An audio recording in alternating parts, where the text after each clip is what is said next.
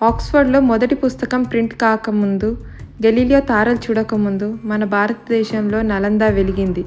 ఇదొక యూనివర్సిటీ కాదు, జ్ఞానానికి అగ్ని. మన వేదాలు భౌతిక శాస్త్రం చెప్పాయి, ఫిజిక్స్. పురాణాలు ఖగోళ శాస్త్రం చెప్పాయి, ఆస్ట్రానమీ. ఉపనిషత్స్ మనసులో జ్ఞానానికి దర్శనం, కాన్షియస్నెస్. ఆర్యభట్ట వరల్డ్కే శూన్యం చెప్పాడు. సూర్య సిద్ధాంతంలో స్టార్స్ గురించి, ప్లానిటరీ పొజిషన్స్ గురించి, ఇంకా గ్రహణాల గురించి చెప్పారు. వాస్తుశాస్త్రంతో ఇల్లు బ్రహ్మాండంకి సమన్వయం చేశారు. ప్రతి గ్రంథం, ప్రతి శ్లోకం సైన్స్ని ఒక కవిత్వంలా చెప్పింది. నటరాజస్వామిస్ డ్యాన్స్ క్వాంటమ్ ఫిజిక్స్ని చెప్పింది. యంత్రాలు ఇంజనీరింగ్, మంత్రాలు శబ్దశాస్త్రం, వాస్తు భూమి ఆకర్షణ శక్తికి సమన్వయం.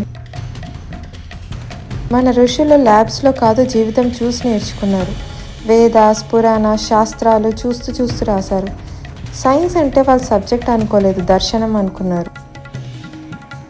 పరమాణు అంటే యాటమ్స్ నుంచి బ్రహ్మాండ వరకు, అంటే గ్యాలక్సీస్ వరకు మన గ్రంథాలు ఒక కవచంలాగా ఉన్నాయి.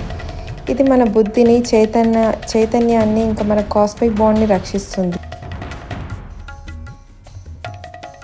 నలందాని అగ్నితో నాశనం చేయలేదు, అది మనలో వెలుగుతుంది. మన గ్రంథాలు మనమే చదవాలి, లేదంటే వరల్డ్ వాటిని కాపీరైట్ చేసేస్తాయి.